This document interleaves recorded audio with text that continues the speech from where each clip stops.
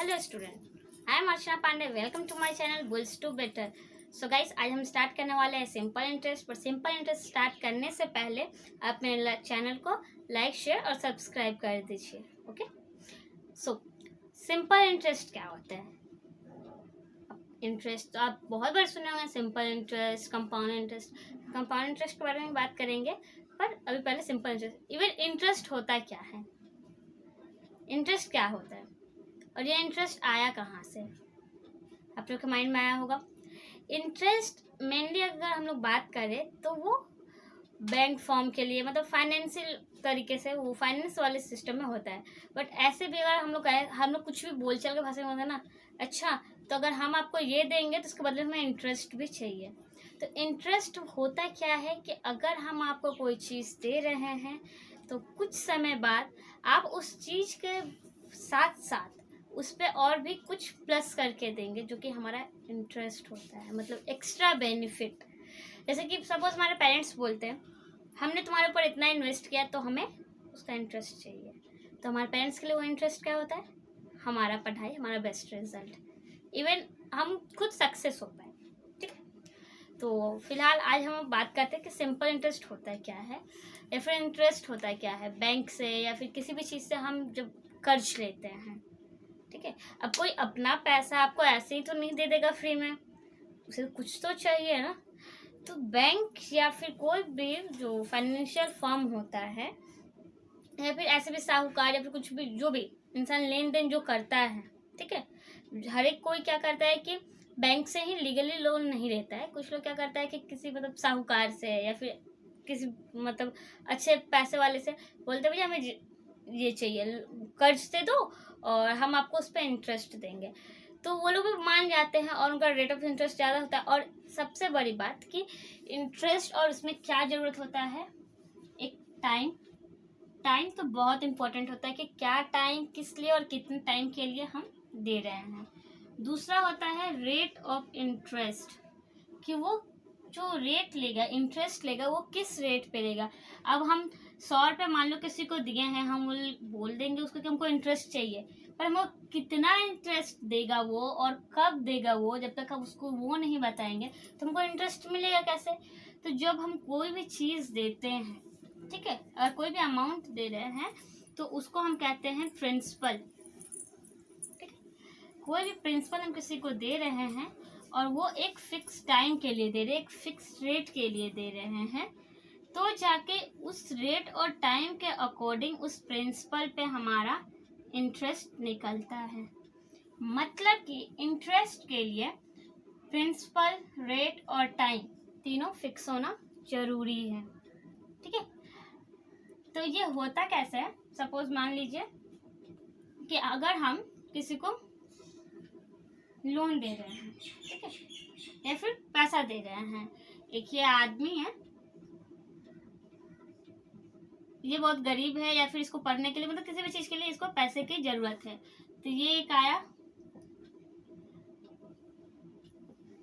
ठीक है, ये एक साहूकार है, सपोज मान लो ये साहूकार के पास आया, साहूकार बैठा, इसका अपना तो रोज का यही काम है कि किसी को पैसा देना लेना। अब ये आया इसके पास, अब बोला कि सेठ जी मुझे पैसे चाहिए। तो सेठ जी ने बोला चलो सेठ जी को चश्मा वस्मा पहना देते हैं, अच्छे लगेंगे, सेठ जी वाली फीलिंग आनी चाहिए ना। तो सेठ जी बोलेंगे हाँ भाई हम तो तुम्हें देंगे, पर तुम कब तक हमारा पैसा रिटर्न करोगे? तो ये कहता है मेरी पढ़ाई 2 साल की है, तो मैं पढ़ाई के बाद जब मेरी जॉब लगेगी तो मैं आपका पैसा लौटा दूंगा।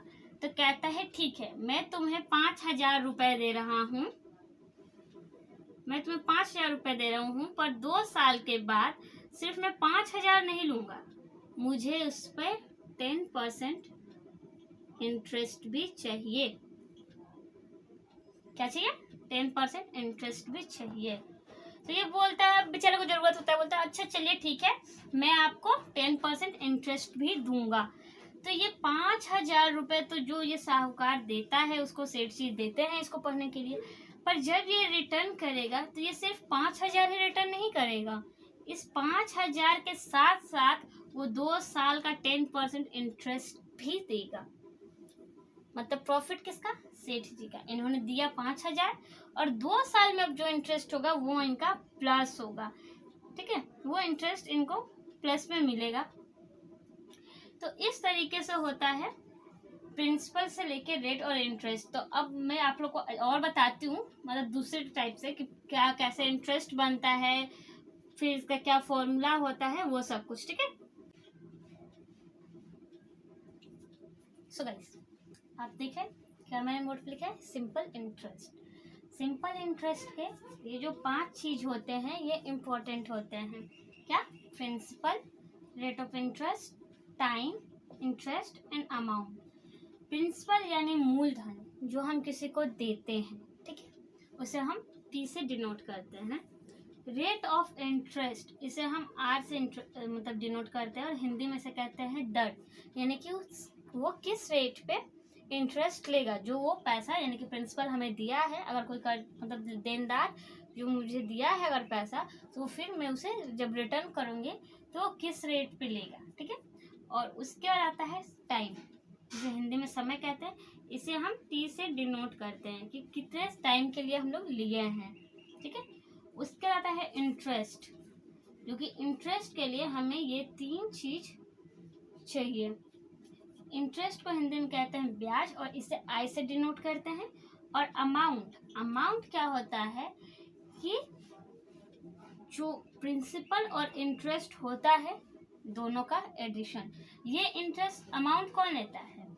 अगर जैसे भी मैंने एग्जांपल दिया था सेठ जी का और एक स्टूडेंट का, तो जब सेठ जी किसी स्टूडेंट को प्रिंसिपल देते हैं, ठीक है, और उस पर इंटरेस्ट इंक्लूड करते हैं, और जो स्टूडेंट होता है जो 2 साल के बाद सेठ जी को जब उनका प्रिंसिपल रिटर्न करेगा, तो मैंने क्या कहा था, वो प्रिंसिपल के साथ साथ उसका इंटरेस्ट भी देगा।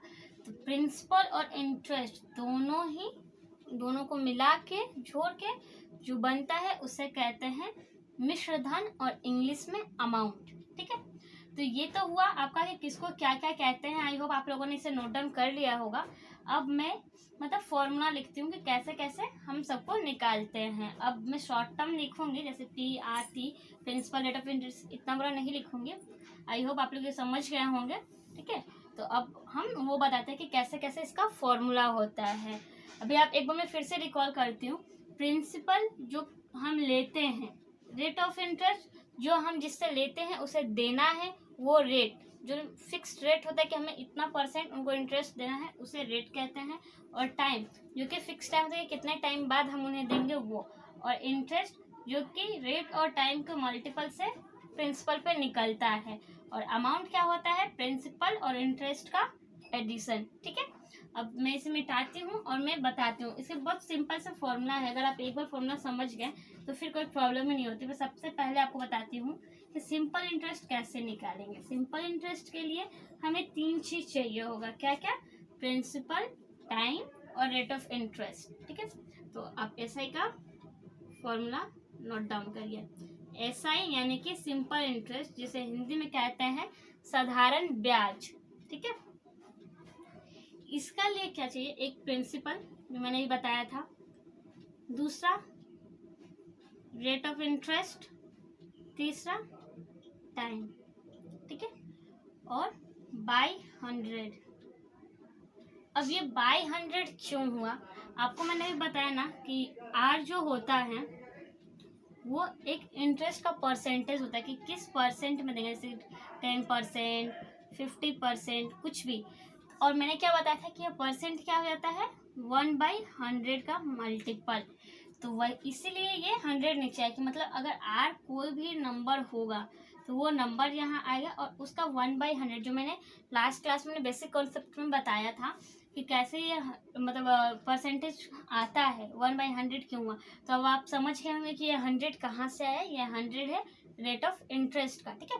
क्योंकि जो भी रेट ऑफ इंटरेस्ट हो, जैसे 10% है तो हम क्या लिखेंगे, 10/100। कल मैंने बताया था आपको ऐसे ही कुछ क्वेश्चन, तो 10/100। इसीलिए मतलब जो भी रेट ऑफ इंटरेस्ट होता है उसके लिए ये 100 नीचे में आता है। और जो रेट ऑफ इंटरेस्ट होगा वो यहाँ हम देंगे, और टाइम 2 ईयर 3 ईयर जो भी होगा वो टाइम हम यहाँ पे लिखेंगे, ठीक है। और प्रिंसिपल क्या होता है मेरा, जो हम दिए हैं। तो इन दोनों का मल्टीपल से इसको सॉल्व करके जो आएगा वो होता है SI, ठीक। बस इसमें 2 फॉर्मूला मेन है। अब इसी से सारे फॉर्मूले बनते हैं। ये तो एसआई के फॉर्मूला हुआ, आई होप आप नोट डाउन कर लिए होंगे। अब सपोज मान लो, अच्छा मैं इसको बताती हूँ अमाउंट। फिर अमाउंट का फॉर्मूला क्या होगा, प्रिंसिपल प्लस एसआई। प्रिंसिपल वो तो जो हम दिया है सेट वो तो लेगा ही लेगा, और प्लस वो सिंपल इंटरेस्ट भी लेगा। तो प्रिंसिपल और सिंपल इंटरेस्ट का एडिशन हो जाता है हमारा अमाउंट। ठीक है, अच्छा ये तो नॉर्मल क्वेश्चन हुआ कि क्या देगा क्या नहीं देगा। अब क्या होता है, कुछ क्वेश्चन का लेवल जब बढ़ता है तो क्या होता है, सिंपल इंटरेस्ट दे देता है लेकिन इसमें से कुछ एक गायब कर देता है, जिसे कहते हैं हम मिसिंग का क्वेश्चन। सपोज दैट एसआई दे देगा, प्रिंसिपल दे दिया, टाइम दे दिया, रेट नहीं दिया। सो तो हम रेट कैसे निकालेंगे। तो इस तरीके से करके मैं आपको प्रिंसिपल, रेट, टाइम तीनों का फॉर्मूला बताती हूँ कि अगर मिसिंग रहा ये, मतलब ये 4 चीज सिंपल इंटरेस्ट के लिए PRT चाहिए होगा। और सपोज मान लो SI दिया हुआ है, PR दिया है, T नहीं निकाला है, तब भी हम इसी फॉर्मूले को पलट के कैसे, मतलब इसको टर्न करेंगे तो टाइम लगेगा। मतलब इसी फॉर्मूले से ये तीनों भी निकालने का फॉर्मूला हमें मिलेगा। देखते हैं, बताती हूँ मैं कैसे होगा, आप देखो। ठीक है, सपोज किसी क्वेश्चन में SI दिया है, रेट दिया है, टाइम दिया है, प्रिंसिपल नहीं दिया है, तो हम क्या करेंगे, हम प्रिंसिपल के लिए लिखेंगे P। ठीक है, क्योंकि प्रिंसिपल निकालना है 100 इंटू SI और डिनोमिनेटर में R और इंटू T। अब ये आया कैसे, देखो अगर कोई भी नंबर के डिजिट के नीचे डिनोमिनेटर में 1 होता है, दैट मीन्स वो सेम आता है। ठीक है, इक्वल्स टू में जब होता है तो वो क्रॉस मल्टीप्लिकेशन होता है, यानी कि SI का 100 से और 1 का इससे मल्टीप्लाई होगा। तो इसको जब हम मल्टीप्लाई करेंगे तो ये कुछ ऐसा आएगा, देखो जैसे कि ये 100 का SI से मल्टीप्लाई किया तो 100 इंटू SI। ठीक है, और 1 का इससे मल्टीप्लाई करेंगे हम तो P into R into T। ठीक है, ये इस फॉर्म में तो आएगा ही। अब क्या करना होता है, ये इसका मतलब P into R into T के मतलब होता है कि 100 इंटू SI हो। तो अब इसमें से हमको जो निकालना होगा, जो मिसिंग होगा उसको यहाँ रखेंगे और बाकी जो 2 होगा उसके डिनोमिनेटर में चला जाएगा।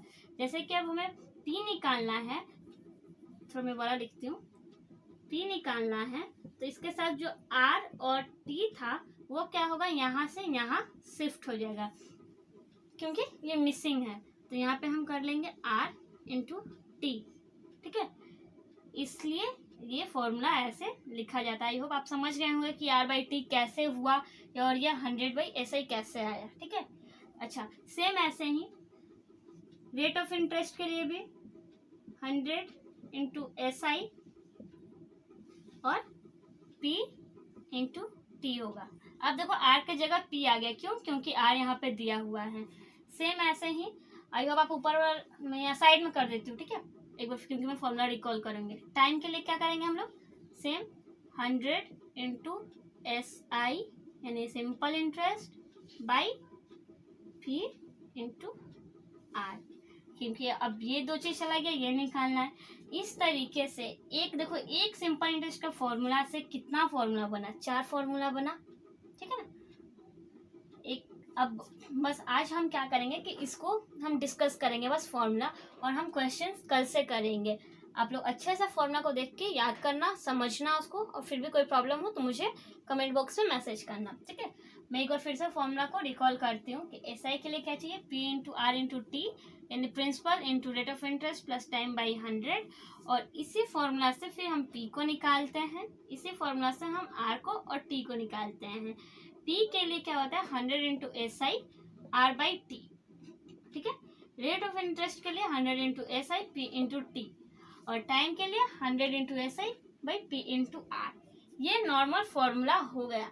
अच्छा मैं एक चीज और आज बताना चाहूंगी टाइम के रिलेटेड। ठीक है, टाइम से रिलेटेड वो है कि ऐसे तो टाइम नॉर्मली हमारा साल में दिया रहता है, साल में दिया है 2 साल 4 साल 5 साल जो भी, तो हम यहाँ पे लिख लेंगे टाइम का जगह पे वो साल। पर अगर मंथ के लिए दिया रहा तो अगर मंथ के लिए दिया रहेगा तो अगर 6 मंथ है 8 मंथ है जो भी मंथ के लिए दिया है तो उसको तो हम यहाँ पे लिखेंगे, और यहाँ नीचे डिनोमिनेटर में 12 का डिवीजन होगा, मतलब कि ये इसके साथ मल्टीपल तो होगा और 12 का डिवीजन होगा। ये ऐसा क्यों होगा? जस्ट सपोज मान लो 12 1 ईयर में 12 मंथ होता है, ठीक है, 1 ईयर में 12 मंथ होता है, या फिर ऐसा मैं बताऊं आपको तो 12 मंथ का 1 ईयर होता है। तो अब अभी हम आप लोग कुछ को पता होगा कि यूनिटरी मेथड क्या होता है, मैं आगे बताऊंगी भी। तो सपोज जब अगर हमें 1 का निकालना होता है किसी कम का, तो वो क्या होता है कि यहाँ का जो होता है उसके डिनोमिनेटर में चला जाता है, यानी कि 1 मंथ के लिए 1/12 होता है। तो इसी तरह का 6 मंथ 8 मंथ जो भी दिया रहता है वो इसके ऊपर में आ जाता है, क्योंकि उसका उसके साथ मल्टीपल हो जाता है। अगर यहाँ पे 1 है तो 6 के साथ मल्टीपल होगा तो 6/12। तो इस तरीके से वो हो जाता है, ठीक है, मतलब जो भी मंथ दिया रहेगा उसके नीचे में 12 से मल्टीपल होगा। तो यहाँ जब हम जैसे रेट ऑफ इंटरेस्ट लेते हैं तो बाई 100 होता है, वैसे जब हम टाइम लेंगे और अगर वो मंथ में है तो हम बाई 12 करेंगे, ठीक है। अच्छा, अगर डे में है कि कुछ दिन के लिए निकालना हुआ, जैसे कि 2 या 34 डेज, तो हम क्या करेंगे, या फिर कुछ सपोज मान लो कि हम 90 डेज के लिए दे रहे हैं, तो अगर जब भी डे का काउंट होगा तो हम क्या करेंगे, नीचे में 365 करेंगे। क्यों? क्योंकि एक साल में कितना होता है, 365 डेज, ठीक है। और अगर और भी क्वेश्चन बढ़ाया और भी अगर टफ, ऐसे तो उतना आता नहीं है, अगर सप्ताह में पूछा तो वीक में आया तो 52। आई होप आप लोग समझ गए होंगे। अगर नॉर्मली साल के लिए है तो कुछ नहीं, बस वो नंबर साल होगा, मतलब 2 4 3 जो भी साल दिया रहा है। अगर मंथ के लिए आएगा तो डिनोमिनेटर में 12 से डिवाइड, क्यों? क्योंकि 12 मंथ का 1 ईयर होता है। अगर डे के हिसाब से इंटरेस्ट लेगा तो 365 से, क्यों? क्योंकि 1 ईयर में 365 डेज होता है। और अगर वीक के हिसाब से लिया तो 52 से डिवाइड करेंगे, क्योंकि 1 ईयर में 52 वीक होता है। आपको प्लीज़ ये मत पूछना कि मैम घंटे के हिसाब से हुआ तो, क्योंकि घंटे के हिसाब से कोई इंटरेस्ट लेता नहीं है, ठीक है। सो आई होप आप लोग को अच्छे से अच्छे क्लास समझ में आया होगा। और आज की क्लास को मैं यहीं पे स्टॉप करती हूँ, कल मैं फिर से क्लास करूँगी। अब कल के क्लास में हम अब क्वेश्चन स्टार्ट करेंगे, ठीक है। आई होप आप लोग को ये समझ में आया होगा। Thank you. और हाँ, चैनल को शेयर और सब्सक्राइब करना मत भूलिएगा।